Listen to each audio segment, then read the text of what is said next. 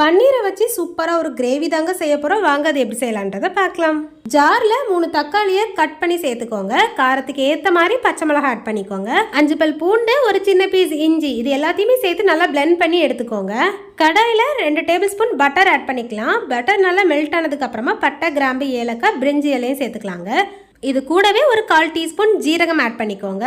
ஜீரகம் நல்லா பொரிஞ்சதுக்கு அப்புறமா ஒரு பல்லாரியை குட்டி குட்டியாக சாப் பண்ணி அதையுமே இது கூட சேர்த்து நல்லா மிக்ஸ் பண்ணி விட்டுக்கலாங்க.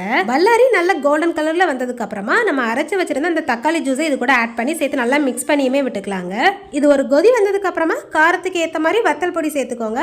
தேவையான அளவுக்கு உப்பு ஆட் பண்ணிக்கோங்க. ஒரு 1/2 டீஸ்பூன் கறி மசால் பவுடர், 1 டீஸ்பூன் மல்லித்தூள் சேர்த்து இதையுமே நல்லா மிக்ஸ் பண்ணியுமே விட்டுக்கலாம். கிரேவி நல்லா கட்டி ஆகுறதுக்காக 10 முந்திரி பருப்பை ஒரு 10 நிமிஷம் ஊற வச்சிருக்கேங்க. அதுக்கப்புறம் இதை நல்லா பிளெண்ட் பண்ணி இந்த பேஸ்டையுமே இது கூட ஆட் பண்ணியிருக்கேன். இது கூடவே ஒரு 1/4 டீஸ்பூன் ஜீனி ஆட் பண்ணிக்கோங்க. இது வேணாம் அப்படின்னா ஸ்கிப் பண்ணிக்கலாங்க. இது எல்லாத்தையுமே சேர்த்து நல்லா மிக்ஸ் பண்ணிட்டு இது ஒரு கொதி வந்ததுக்கு அப்புறமா நம்ம கட் பண்ணி வச்சிருக்கிற பன்னீரை இது கூட ஆட் பண்ணிக்கலாங்க.